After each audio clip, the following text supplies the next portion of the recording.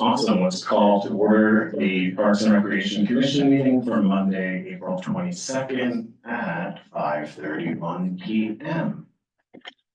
Can we do a roll call, please?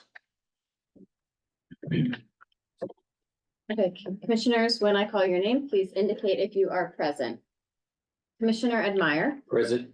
Commissioner Coladonato, Present. Commissioner Davis, Present. Commissioner Diaz is excused, Commissioner Finland, Present. Commissioner Meyer is excused, Chair Moralia, Present. and Commissioner Nagaya. Present. Okay, we have all members present with Commissioners Diaz and Meyer excused. The agenda was posted last Wednesday. And we have a full agenda this evening, but we plan to move quickly through our presentation items so that those of us who wish to celebrate Passover can get out of here on time. So with that said, has everybody had a chance to look at the minutes from last month? Can I make a motion to approve the minutes? A motion. Second? Second. Okay, and then roll call approval, Commissioner Meyer, Yes. Vice Chair Coladonato, Yes. Commissioner Davis, It's not here. It's not here. okay. Commissioner Finland, Approved. Chair Moralia, Approved. and Commissioner Nagaya. Approved. So it's everybody's favorite time for public comment. This time has been set aside for members of the public to address the Parks and Recs Commission on agenda items and items of general interest within the subject matter jurisdiction of the commission. Although the commission values your comments, pursuant to the Brown Act, it generally cannot take any action on items not listed on the posted agenda. 3 minutes are assigned for each speaker. Do we have anybody in the room who would like to make public comment? Raise your hand. If not, anybody in the, We'll check to see if we have anybody on Zoom. So for those who are joining us via Zoom, if you can use the raise hand feature. If you'd like to make a public comment.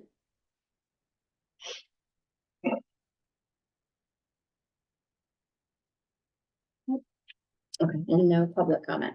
okay. Guess who's up? Director's report.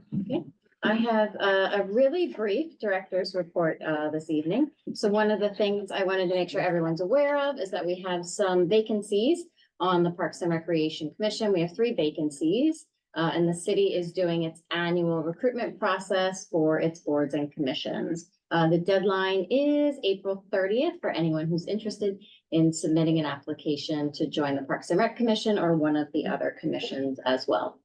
And that actually completes my director's report for this evening. Awesome. Thank you. So our first presentation is the Public Arts Commission project. Hi, Gary.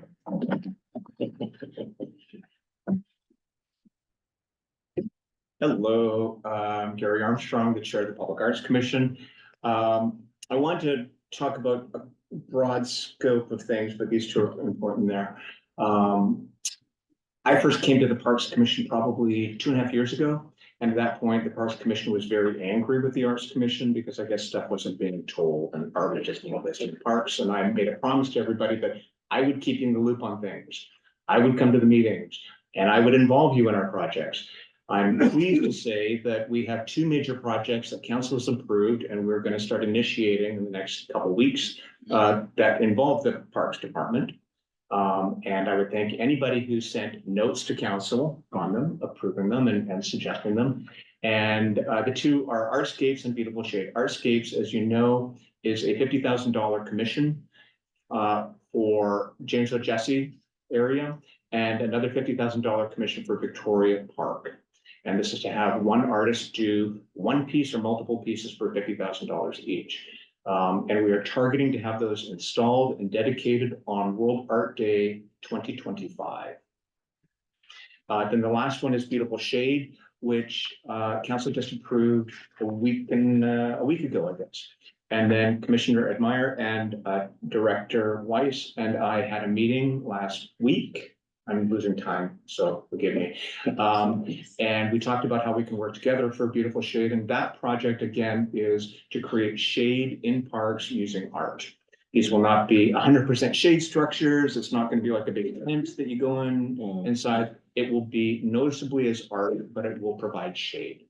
And I'm sure you've all noticed the Pillars project that is along Topless Canyon Way. Every one of the artists who was in that wants to get involved in the Beautiful Shade project. A lot of them like, I work with light, I work with shadows, I want to get involved. And it's like, great, we'll let you know when it's live and we'll help you participate. The last thing I want to throw at you is I was at the Art in the Park event the Saturday before, I believe. Is it Saturday? Yeah. And I loved it. I thought it was great. One thing I want to just throw at you as an opportunity is because we have these two big initiatives that are going to be launched in World Art Day next year. If there's a way we could do something with World Art Day in a bigger way. Now, my social media feed was populated for the past week with two messages. One was they loved Pillars of Palm Springs, which made me very happy. And the other one was that, every restaurant and bar downtown is empty because of Coachella. The hotels are filled and everybody's at Coachella. Residents should go downtown to the restaurants and bars. And I thought, well, why don't we do something with World Art Day downtown to get people going to restaurants and bars? Maybe there's something we can do there. So I just want to plant that seed. I think, to me, this is something, we know Coachella's there. We know this is going to be happening. They've already announced the time next year. World Art Day, same time every year. So let's maybe do something where we take what we've initiated. We know we're doing unveiling of these two big initiatives. So let's try and do something to help the economic development of the city as well. Okay. Are there any questions for me on mainly these two projects, but I might be able to answer some other things for the Arts Commission? Not for me. I'm excited for Beautiful Shade. I feel like I'm at Margaritaville. If only. Yeah. No other questions? Yeah, great. And I would again like to thank Yvonne. She's been a great help to me with some of the big art projects in ways that you guys may not be aware of. So thank you for her expertise. I did not know children love to shove their head in art and holes. So she guided me on that. So okay, great. Thank you so much. Thanks, Gary. Thank you. Are we moving on to Maria and the swim center?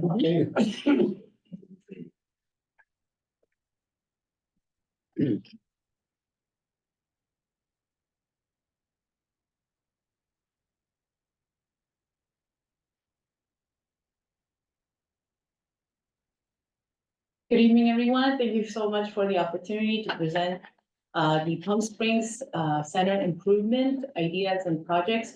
I would like to first begin with the aerial view of your very Palm Desert Swim Center. In red, you see the actual facility where the locker rooms and the showers are located.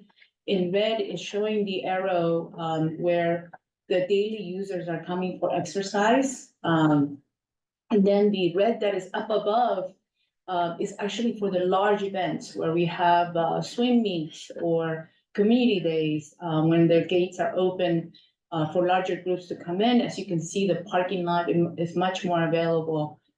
So those are the two main ways of getting in and out, depending on the type of activities that we are in the swim center.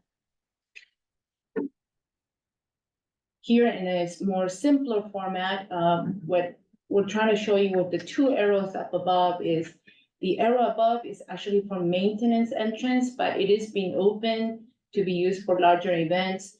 The second arrow in red, supposedly a pedestrian walkway access, but currently it's not handicap accessible. What you see here now in the bottom is the swim center. In pink is the lady area, and in blue is the men's locker room area.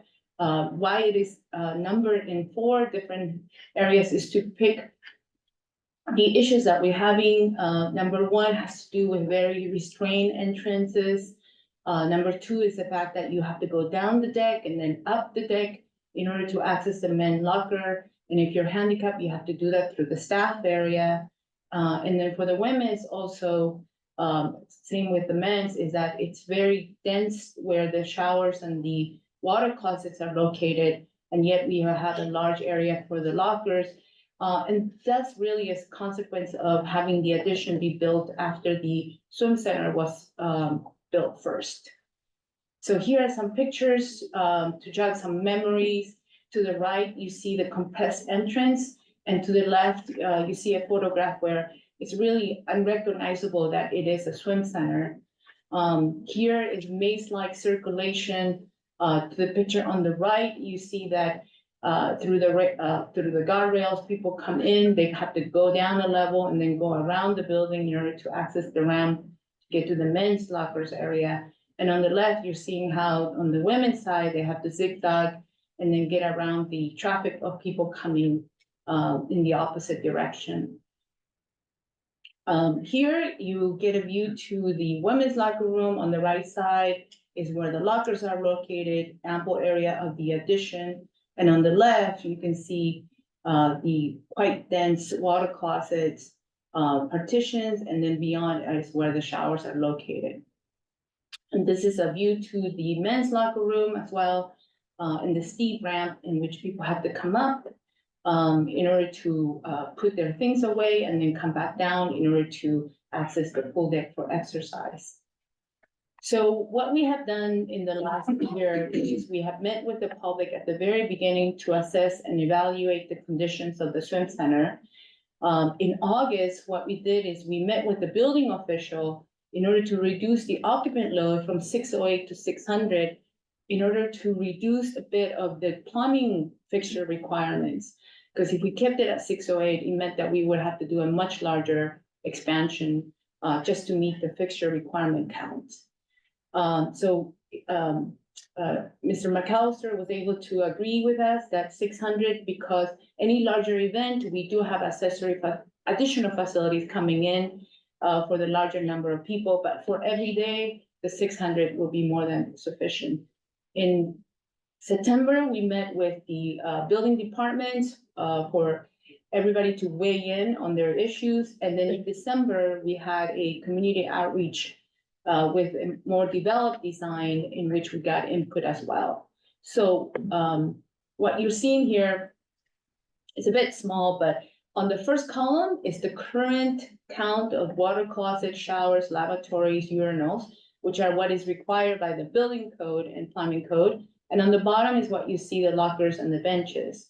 So on the very far right, on the yellow column, what you're seeing, more importantly for the public, is that when increasing the number of lockers and benches as they have requested.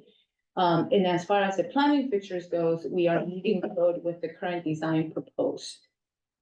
So this is some imagery about the type of showers. We want to have a prepare area so that the shelves, they can put their personal belongings and then step into the shower area. This is the type of lockers that we're proposing with built-in benches, so there's room for them to sit and put their items away. Can I ask you something? Yes, Can you tell me what those lockers are made out of? John, very good question. What you're seeing right now is that these are all interior design purpose, not outdoor. So we still need to do a great research to find for materials that is outdoor wearable. Okay. So very good point. There is no air conditioning, so as you know, things dry out pretty quickly. But this is to tell you that there will be plenty of shelving, plenty of cubby holes, and plenty of hooks for people to use it for their personal use. So here we are with the proposed design. What you see on the bottom is an addition of about 350 square feet. Then in the middle, you're seeing a zigzag of a new layout for the handicap ramp and access for larger events. And then the very top is an emergency fire exit required by code. So you're seeing the floor plan here. In orange is where the staff area is located. In yellow is the upper deck. In blue is the men's lockers. In pink is the women's. And in purple is two all-gender restrooms that we have laid out. In yellow, what is very important is that we have people coming in at the same level. They don't need to go down the floor. They are accessing the restrooms, the lockers, all within the level that they're coming in from the street. And then after they put their things away, that's when they can start using any one of the two larger stairways or the ramp in order to come to the deck. So we're highlighting here a larger arrival court, a view to the swimming pool deck, an entrance now the staff is able to see, which is west facing. And then everything in yellow you see there is for people to gather, to have a conversation. It's an invitation rather than hurry up, get away, get out of the balcony or circulation. So from there, if you continue down, you see the two all gender, they have showers. Those are for families. Those are for somebody who wants to change real quick. And the doors are visible from the swimming pool deck so that if little children need to go and use the restroom, the parents still have an eye on them as well. Then from there, we look into the men's area. It's really two larger open zones. On the left is where we have the showers and the locker room with the benches. And then on the right, we also have another cluster of lockers and benches, as well as the water closet and the lavatory. Then coming back out, we have also two larger areas for the women. Same thing where we have lockers and showers, and then showers and water closet. We also have a bit of an area for people to wash their pool, ice box, or throw away trash from people who want to come and maybe have a little birthday get together or different type of social events. So all in all, this is what you're looking at, the new swim center with the upper deck and circulation. Real quick, we want to show you what the improvements are for the actual ramp coming off of the pavilion courtyard. Here, we're using exactly the same footprints, but we're changing the slope. On the bottom where it says exit 1 will be the ADA ramp. And then on the top in orange will still be the service ramp, or for people who want to go directly straight shot into the pool deck. So here's the current picture. On the orange is the current maintenance ramp. On the left is the handicap ramp that we're proposing. And the proposed design with the entryway walls and side wall that hasn't been developed, but right now is a placeholder. But in yellow, you could see how the handicap ramp will be working as well as the secondary ramp. So the ficus trees are being protected. And then that's how the ramp looks from the pool deck elevation.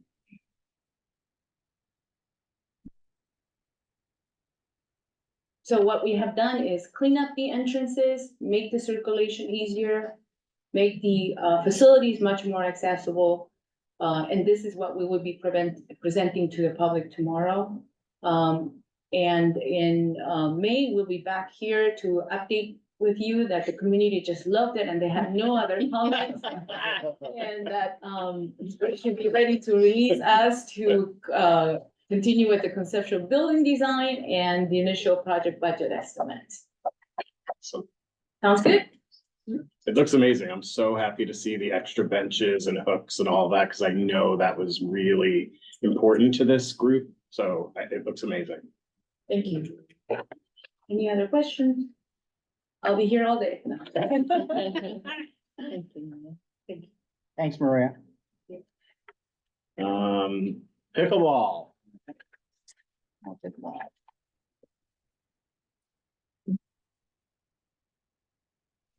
Hi, everyone. Good to be back with you all. Excited to provide a little update on the pickleball project.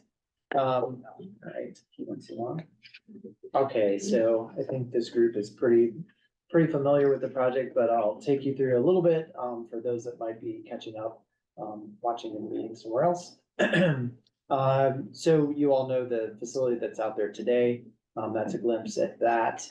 If we move forward, just a reminder that we went through several iterations of concepts and there was great involvement from the community and from this group, especially Commissioner Finland. Really appreciate his support through the process. And so on the top left, you again see the existing conditions, and on the right, you see the concept that we've landed on, that everyone felt really good about. And so our task, after the last meeting with you all was to really go and start looking at the numbers. So I do have a rough preliminary update for you guys on the cost estimate. And it is, a little steep, as you guys would probably imagine for a facility that size.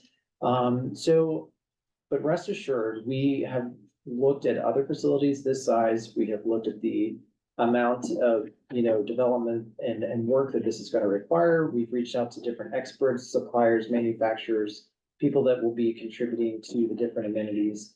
And we've built this, and we still plan to do a lot of pencil sharpening, putting our heads together with city representatives and with our other representatives, now that we've gotten, preliminary numbers to really drill down and see what we can do to really right size this ship. But I did want to point out, I figured the best way, actually Yvonne's suggestion was to kind of break some things up into buckets here. As I think when we were talking about it earlier this morning, it can be a bit overwhelming, as you can imagine. So wanted to kind of take you through the big ticket items. So really site and court improvements. That is all the hardscape. So if you think about it, there's a lot of courts. Right now we have 12 courts. We're doubling the amount of courts. And then there is hardscape around the perimeter of that.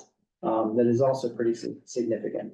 So there are things we can look at, perhaps DG, perhaps different types of finishing for some of those public spaces. But we also looked at fencing.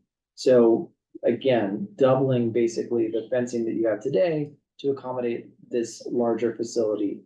Some landscape improvements, all the signage that goes along with things, and the furnishing, seating, and everything that goes along with it. So when you say site improvements, you might think that includes shade structures and lighting, but no, we figured we would pull those out because those really stood out to us as we were going through things. So shade structures, we worked with the city's preferred vendor, USA Shade, to go through and take really what we're looking at in the concept and say, what sort of shade options do you have for us, and give us basically the pricing per this concept. So we definitely understand that there's opportunity here to go back in and really truth some things up with him, and work closely to see where we might be able to find some cost savings or some options to either swap out one type of shade structure for another that might accomplish the same goal. As a lot of the images and things that we pulled together kind of give that same feel. So that's some more digging that we've got to do.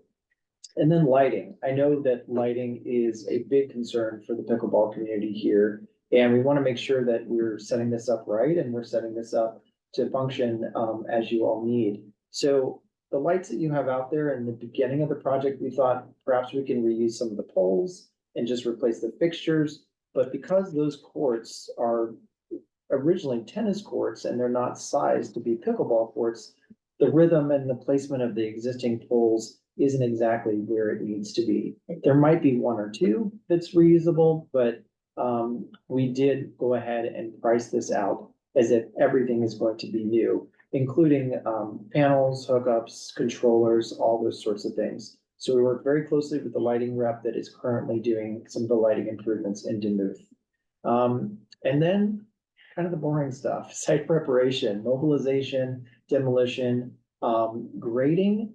Keep in mind, you might think, okay, we've got, an existing facility. There's probably not much grading there. It's just the stuff to the west, but really it's going to be grading all around to address, drainage issues and accessible paths from the parking lot to meet this new area. So it's really the outline of that, the footprint, the impact area is bigger. And then we just wanted to let you know, we are holding a 10% contingency in that amount to, account for anything that might come up during the process. So as I said, the next step really for us and in our mind is to get our heads together with city reps, including the ad hoc technical experts. And I think really kind of get to the next level of how these prices break out and really sort of see what feels good in terms of, getting to a number that we all can feel comfortable with. And then that also may involve, just to put out there, it may involve phasing and different approaches to the project. However, we've already had some internal discussion that sometimes phasing actually can add to the price of the project because then you're mobilizing twice, you're moving things around twice. But there's a lot of different ways we're gonna look at this. And then we will strive, really, we want to present this concept to city council if possible. We want to move towards that in June. So that is our goal here. So yeah, speaking of schedule, I figured another update you all might be curious about is, where do we go from here? This is a little hard to read, but the green box is where we are today, and it just kind of takes you through this, the next step. So finalizing cost estimate, presenting the final concept and cost estimate, then 90% construction documents, working with the city on review, building and safety for review, 100% construction documents, final review, and then getting into bidding and construction kickoff, hopefully towards the end of the year. So that's the update on pickleball right now. I like it. I'm happy, but I'm not the person you need to make happy. I thought you were about to write a check. The John Moralia Community Pickleball Center. That's fine. Hey, Just kidding. let's see what the ad hoc thinks about that. All Anybody right, have questions for him? any thoughts? No, it looks really good. I mean, of course, it's daunting as far It is as the daunting. price. Yes, But we'll have to, as you said at the beginning of the presentation, sharpen our pencils. Yeah. And see what we can do in moving the project forward. It's very important to the community at large, to the pickleball players. And it's certainly something that'll be an enhancement, over the course of time for the city of Palm Springs.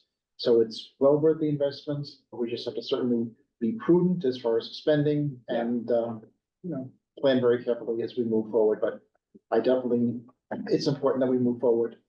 And, there were folks who shared different insights, during public comment, at the last meeting. And certainly any reservations, that people have, I made note of them. Nothing's being dismissed or cast aside. But this is important. It's vital that it moves forward. And we'll do whatever we have to see this, to take this project to the finish line. And I appreciate your hard work and your patience and your insights, as well as the ad hoc committee and their thoughts, and of course, Yvonne, her support in the project. So it's key and vital that it move forward. We'll do what we can as far as cost measures. We want to make it cost effective. And I think if we really project far into the future, we will get a return as far as money that'll bring into the city. Sure. When these get into full swing. So looks good. Thank you. yes. So does this include any of the parking in front? Is that part of the site prep or? So the parking lot expansion, are you mentioning? So that was conceptual to say, one day when that project when there's an opportunity for that project, what could that look like? How could that be laid out? And so that's not actually a part of this project.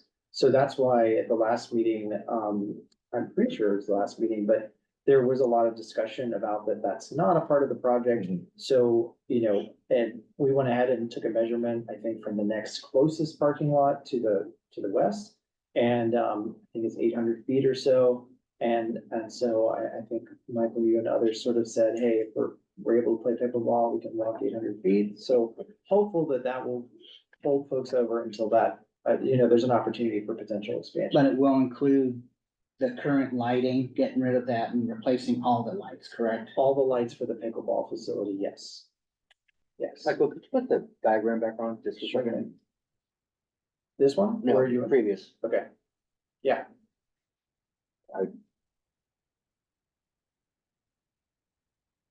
What are you looking for? I was just. Since I last saw it, one item had changed. I was just refreshing my memory since I missed the last meeting. The so I, tournament court went south, correct?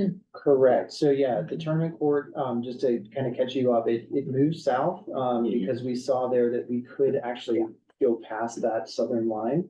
There were no trees or anything that would be impacted, and it would sort of open up the flow from that middle corridor out into that space. Sure. And then thought that by having a larger plaza space in the middle, we could actually bring in vendors, food trucks, things like that for different events or tournaments. It would be an opportunity, I think, for gathering for the community. It's also to keep in mind, it's right next to the playground. So, that could be used, by the greater community too.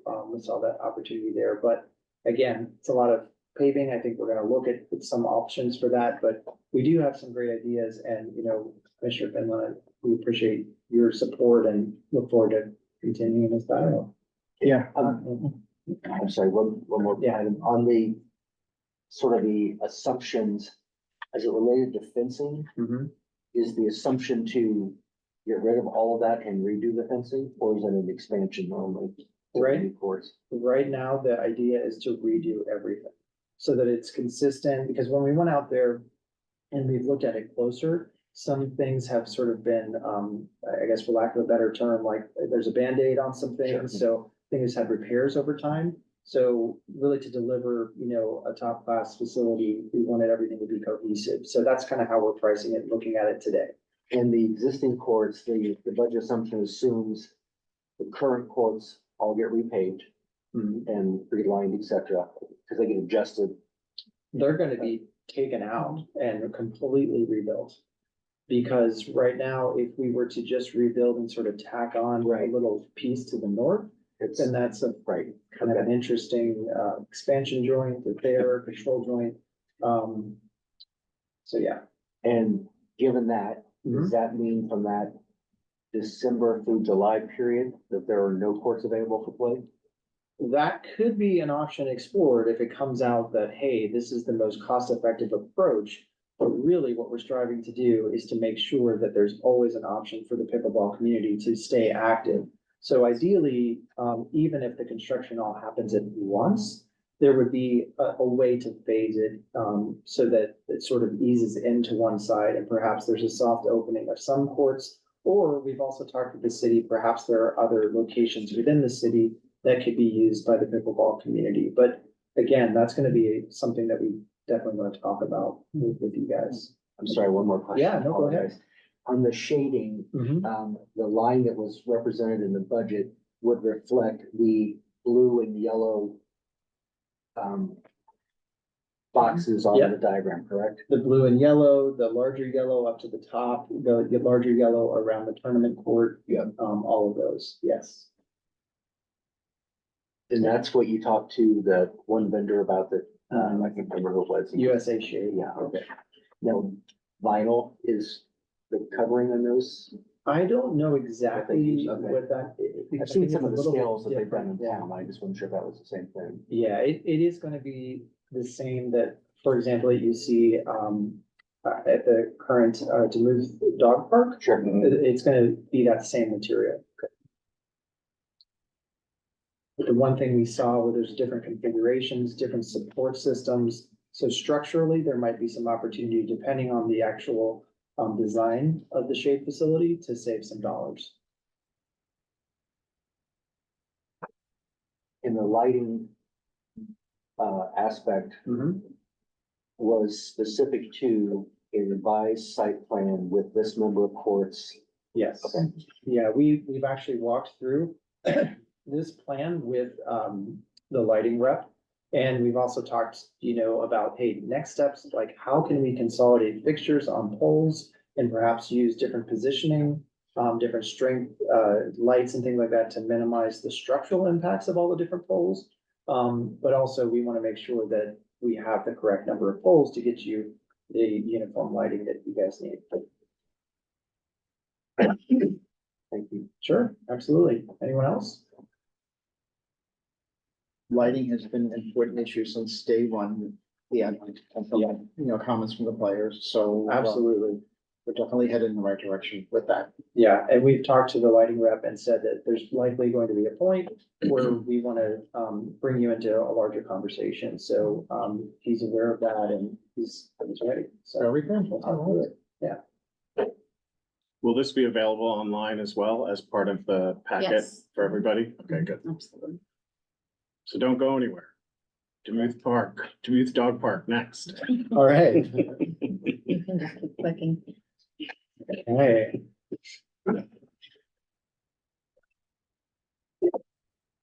All right, I have the good fortune of also working on the dog parks at Duluth. And we also have a really enthusiastic, engaged community in the dog park world here in Palm Springs, which is pretty great. I've said it before, but it's not every community I work with that has folks that show up and that care and have a voice in this. So we had our first community meeting, let's see, that was April 2nd. And we had some great turnout. We presented at that time, just to orient you guys a little bit, the slide on the right side of the screen, the park on the top is the large dog park space. And the portion on the bottom is the smaller dog park space. That doesn't necessarily mean it's, relegated to large dogs and small dogs. So the first pass we took at concepts that we presented were really to look at two options for each of these spaces. The large dog park, we looked at something that, basically split it down the middle so that you could have small dogs on one side and large dogs on the other side. And then we looked at a concept that basically kept it to large dogs for the entire space. For the smaller dog park space, we looked at a concept that to sort of be a good couple for the only large dog park above was something that was only for small dogs. And then we also looked at, we heard some feedback on agility. So maybe this is an agility park for any size dog. So as you imagine, we got lots of feedback. So I can share a little bit of that with you. I just kind of have the highlights here, but basically looking at, what we have today, these dog park spaces, like, can we maximize the dog park space? Use every inch of it, because right now there are folks that are all running to the shaded areas, that are all running to that one amenity that's out there. So how can we find ways to activate the entire space for users? Also, as you might imagine, shade was something that was really brought up. Not just shade for the owners to sit, but shade out in some grassy spaces or in the middle of the park for the pets to use. There were also lots of concerns about maintenance. Ongoing maintenance, we know, is something that's just a fact of life for a dog park. And the big thing here is, let's not hopefully have to shut the entire park down to do maintenance. So I got locked out. I'll get it. And so that was a lot of the discussion, was how can we find ways in the design to allow for maintenance without having to completely close the park? So lots of great discussion on that. And then I mentioned grass areas and things like that. There was a real request, like, let's look into the ground surface treatment and let's find a good balance of things that work. Some dogs like grass, some dogs like decomposed granite. But what dogs don't like is sort of the dust bowl, as it was coined to many of us, that's out there today. So we do have a lot of ideas that, we've been running through. And then to summarize, sort of the big takeaway from this was that large dog space, let's leave it for large dogs, and the smaller dog space, let's leave it for smaller dogs. So, let's see, a week from tonight, we are going to have our second community outreach meeting. And so this is the large dog space that we've shaken up and we've dusted off with the input that we received. You can see there's kind of a key map in the top right to kind of orient you where the large dog park is and where the small dog park is. So if I take you through this really quickly, there are some parking spaces that if you go to this large dog space or large dog park today are out there. Nothing's really marked. It's just sort of a blank canvas of DG. So we said, well, there's a great parking lot right across the street, but why don't we take advantage of making these accessible spaces? And also do something that's a more permanent drive to allow for maintenance vehicles and ongoing, maintenance of this facility. And then it was, okay, let's look at an opportunity to introduce some grass here. No fake turf. That was also a big takeaway.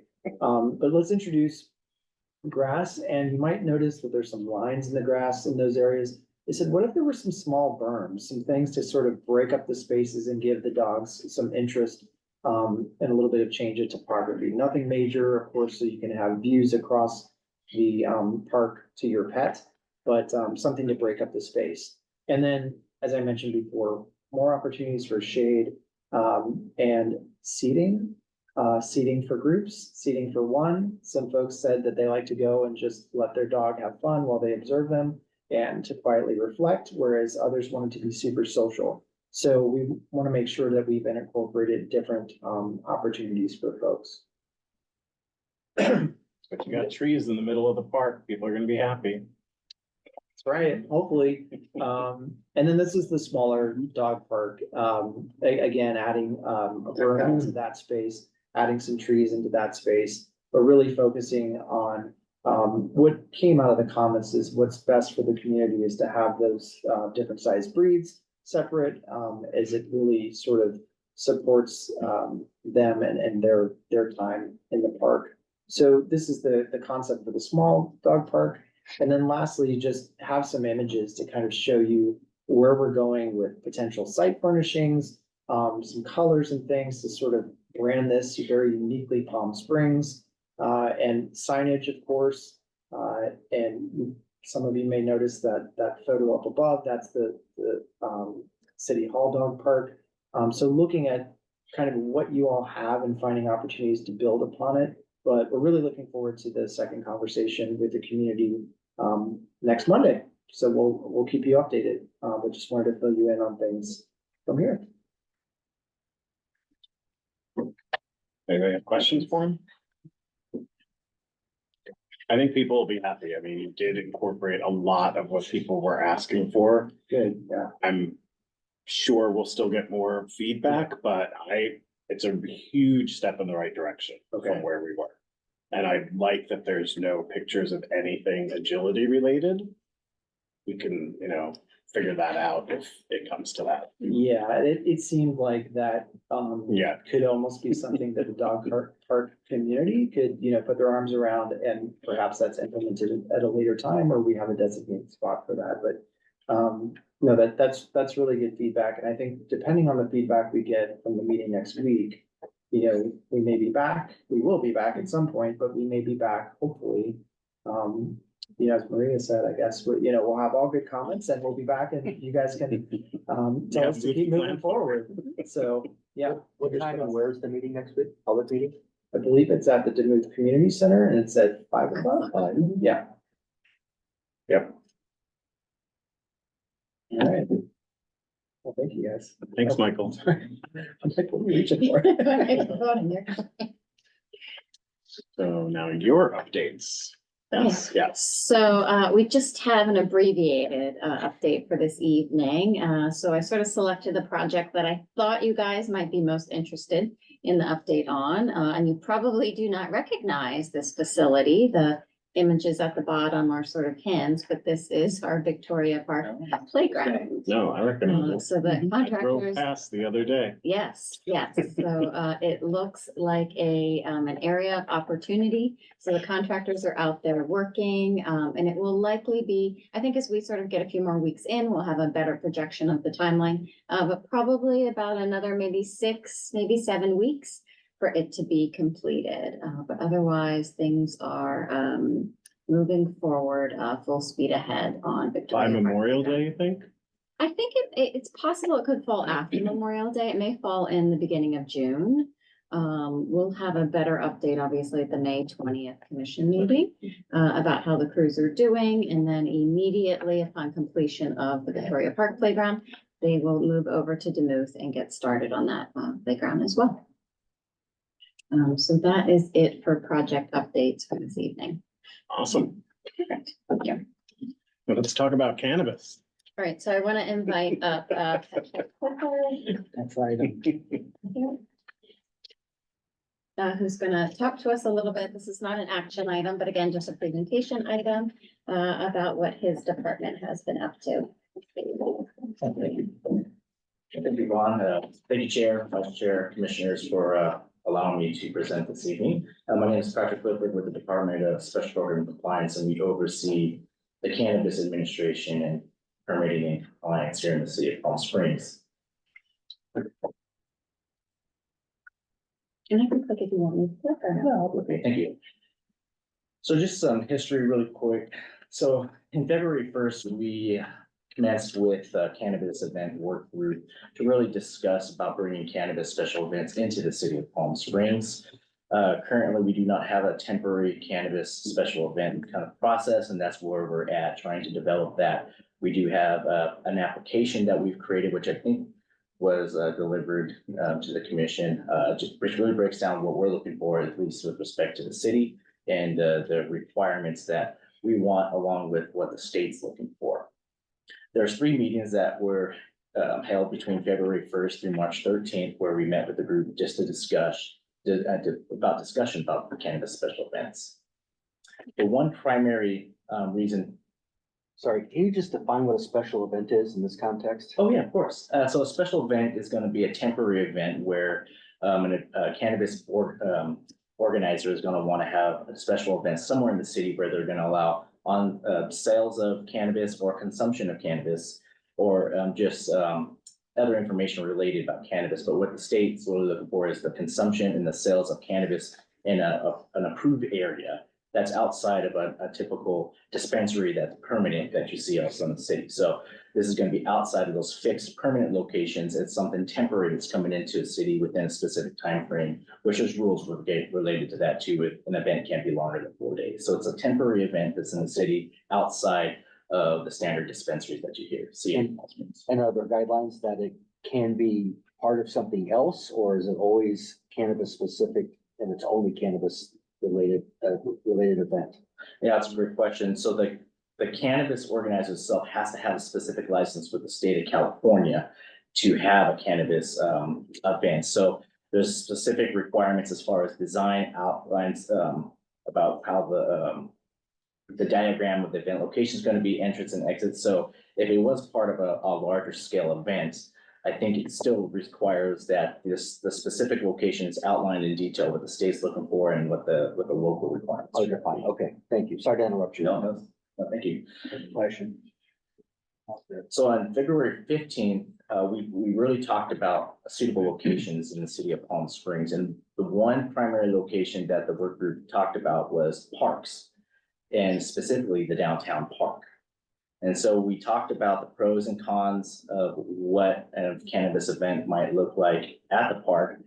From the most part, a lot of the communication was pros from the work group, and specifically talked about how the downtown park's really like an activity center here in the city of Palm Springs. There's a stage that's there. There's a grassy area. There's plentiful parking with the 2 structures on the north and the south for attendees to join. It's downtown and it's very noticeable by a lot of constituents. It's not near any schools or residential areas, so they're really looking at the possible impacts it could have to any surrounding residential or school areas. It's in proximity to hotels, and has power and has lighting, and including there's a police substation right next door. So a lot of it was pros that came out of that conversation. So that's what brought us to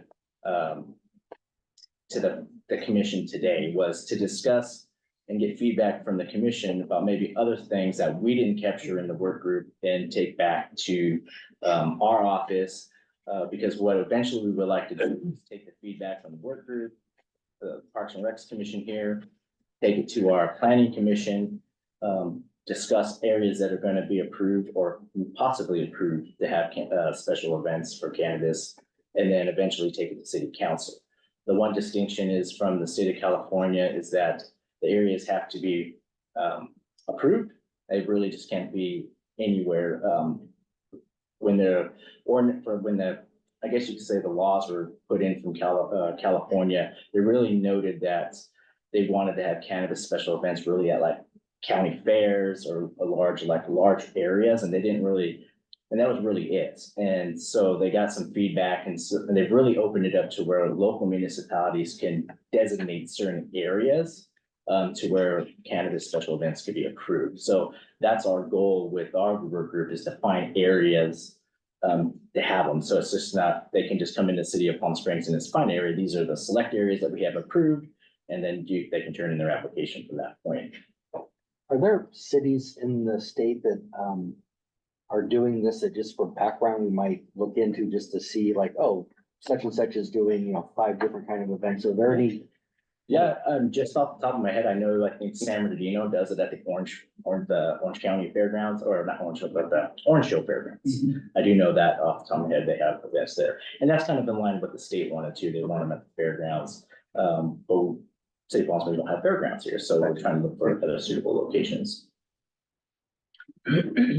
So just brief summary of how it's regulated here. So California does regulate cannabis adult use regulation and safety act. That's RCRUSA, I believe that's how you say it, but that's a long acronym for the Medical and Adult Use Cannabis Regulation and Safety Act. And so they're the state level regulatory body that issues out licenses for the dispensaries that you see here in the Palm Springs, our cultivators, and then they also have what they call a temporary event, as well as our local municipal code, which is Palm Springs Municipal Code, Chapter 5.55, which we have specific requirements that we want to see for temporary cannabis event permits. Now, this section of the code's been in our ordinance since the last adoption. We just have not had a process going forward to start issuing these permits. And it really comes down to the suitable locations to try to find where we best could hold these events. From the state's perspective, there's two licenses or 2 activities really that a person would have to get before the temporary cannabis event permits even approved from the state of California. So one is they have to have an event organizer license, and that's an annual license that this person would apply for. And then for each event that they want to do, they have to apply for a temporary event permit from the local jurisdiction, get approved with all those requirements, and then take that and return and apply for a temporary event permit through the state of California. So really 3 steps that they got to do: annual license, local approval, and then state approval. Are you saying that the people attending the event have to have one of these licenses, because I mean, it's basically here, I mean, you don't have to have a medical exemption any longer. You can smoke pot if you want to smoke pot. Right, so the event's going to be open to the constituents, whether they have a medical card or not. It's just, Right, so anyone can go. Yeah, over 21. Yeah. 21 and over. I take back, I guess if you have a medical card, you could be 18 and over. Yeah. But the personnel that's at the events, if they're selling cannabis, they have to be a licensed retailer within the city of Palm Springs. Okay. And there's certain rules over how they bring the product in, but the sellers, they can't be just anybody. They have to be a licensed retailer with the state as well. You referenced, like, the downtown park example, sort of no schools close by and residential. Is there a guideline or a minimum in terms of like how far away housing, could be to a location or anything like that? Is there a state? So not with respect to a temporary event, cannabis event license. There is real strict regulations with standalone fixed locations. For example, dispensaries can't be within 500 feet of each other, from a school 600 feet and something like But this that. is temporary, so that they're, in an example of a park, there's nothing like something has to be, 300 or 500 feet away. From the state's language, right? And Yeah. so the city may as well adopt certain guidelines of what they don't want. Like, for example, if other parks were used, let's say that the downtown park is not the option and we want to look at other parks. Do they have playgrounds or any kind of rules, like we don't want to have that with any respect certain feet from a playground or any other use, so that's something that the city can look for at a local level.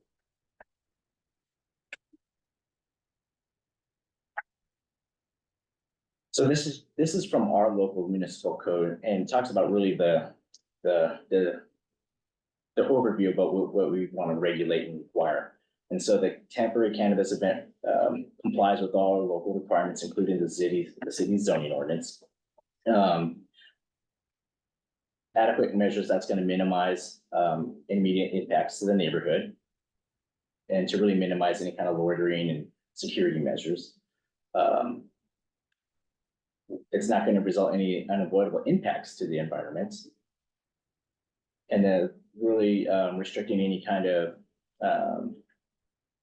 concerns of drug driving restriction to access to minors and any cannabis goods are supplied from permitted and licensed sources. So we really want to make sure that any participants that are wanting to do a special event, that they have adequate security measures, making sure that the attendees are only going to be 21 years or over, that consumption is happening outside of public view. So even though this is an event, let's say that the downtown park is a suitable place, that the consumption itself still can't be visible from the public view. It still has to be somewhere that is not noticeable outside of that event. And some concerns there with odor with respect. So probably a great topic to talk about if odor from inhalation of cannabis can be contained within the dog park, or I keep saying dog park. From the downtown park. For the most respect, though, we're looking at consumption from edibles and such like that. So we don't know if odor can even be a viable option, but that would be a discussion further down. But from a consumption standpoint, even that would have to be without not viewable from the outside of the event. So again, our goal is to receive feedback from the Parks and Recreation Commission on pros, cons, or the feedback relating to having a cannabis special event at the downtown park or with respect to any park in the city of Palm Springs. We want to take this feedback and bring it to a staff report for our planning commission in May. It is required that the state and local municipalities to have codified language on specific locations. Our goal is to have the planning commission review and recommend findings, and then take those findings and report it to city council in June. And we did want to invite that we would ask that any kind of feedback from here today, but also more than welcome to attend the planning commission on any concerns from what we bring forward to the planning department or planning commission. And the Department of Special Programs would review and ultimately extend permits if there's a temporary license. So yeah, how we envisioned the process of work is if someone was coming in to do a cannabis special event, they would also work within our current special events program that we have in the city, go through what we have the CEPT program. And then once they do the initial application for that, our department will go and take over and look over the cannabis aspect, make sure that they are identifying and they're satisfying all the requirements of the state. And we'll. Yeah, so it would be the Parks and Recreation Department. Yeah. Sort of, managing the special event Yeah. permit, with Patrick's team then being required to make sure that they had, Cannabis portion of the special event, if that was exactly. the case. And that was hopefully a quick, get concluded by 6:29. So I'm happy to answer any questions as much as can, or if not, I'll definitely take questions and provide feedback later. Do you guys have questions? I mean, I have a bajillion questions, but we don't have to do them all now. I mean, I get that it's 21 and over. I don't know how you're gonna make it so it's not in the view of the public. That's a little iffy to me. I don't understand that part. Are you only gonna have edible consumption, or am I gonna be able to smoke or vape? So there's, if you ask the different. I mean, not me personally. I mean, the Conceptually. Yeah. My friend, of course. So there's good discussion between smoking and vaping Yeah. about what odor that constitutes, right? Some say vaping doesn't produce the odor that smoking does, right? But our rules do state that, there's an odor control plan to be, provided with the application. And so if smoking is approved, they would have to have some kind of design or some kind of preventative odor control plan that would allow or would not allow odor to escape that event location, which is pretty hard to do, I would think. So really it steers us that maybe odor is not gonna be inhalation is probably not gonna be the approved route of consumption, more leaning towards edibles. Have you ever been to an airport in Europe? There's smoking lounges everywhere. You can't smell No, I have not. However, if there is great, if there's resources that I'm unaware of, it. I can send you a picture. I'll be. They're usually Winston smoking lounges. My husband's name is Winston, so I usually take a picture. Do you guys have other questions, or do you want to table it till later, or what? I mean, obviously, it's a revenue generator for the city is the reason why this is coming to us, right? So I get that. Is it the right thing for Palm Springs? Who knows? The downtown park does seem like the only one I can think of that's not with a playground or a school nearby, unless I'm missing something, but Francis Demuth Park. Stevens. Far south end of Demuth Park, oh, if you had it opposite from where the playground is, yeah, that's true. far south end. It'll smell better than the sewage plant, or the water plant. I'm just saying. Pickleballers might like it. So what do you need from us next? Really, I think I'm here just to listen to any pros and cons. Happy to report back if we need to do kind of like another meeting, get more time to digest all the material and present more material if we're looking for more, to present more. With respect to kind of locations, with that diagram, they have to detail exactly where everything's gonna be in. Sure. At the event, where the consumption areas are, where each retailer is gonna sit. So when someone turns in the application, we'll have a pretty good view of, where stuff's gonna happen and, be able to make decisions if something should be approved or not. So they'll have to submit like a land use permit with the details around it, right? I don't know about, Like a special event. it'd be a special event application, not the land use permit, but along with the application is gonna have a diagram of the event location itself. Gotcha, so there'll be a site Entrances, plan. Site plan, that's the way. to Okay. work, yeah, site. So 6 of our parks right now have playgrounds in them, Hmm. so that might be something, that as a commission, you may want to sort of recommend that we don't pursue. Mhm. Those locations, at least at this time. Downtown Park obviously does not have a playground in Right. it.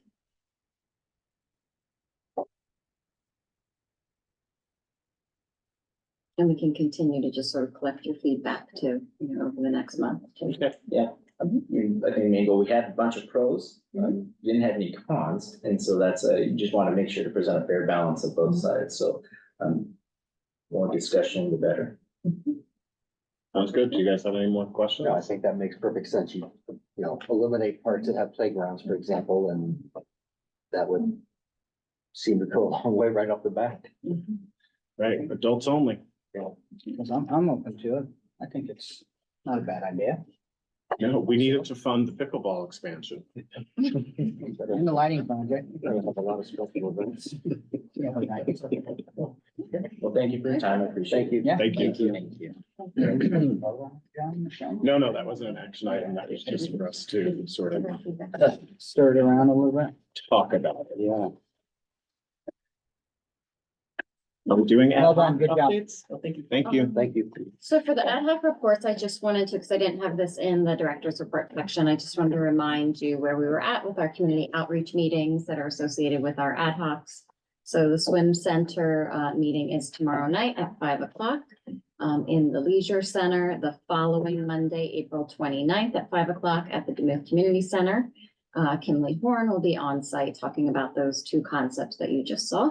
And then for Parks and Recreation Master Planning, the next community workshop will be on Wednesday, May 22nd, and that will be at the James O. Jesse Center, What's at 5:30, right? 5:30 to 7:30, and we'll make sure that you get copies of each of these flyers too.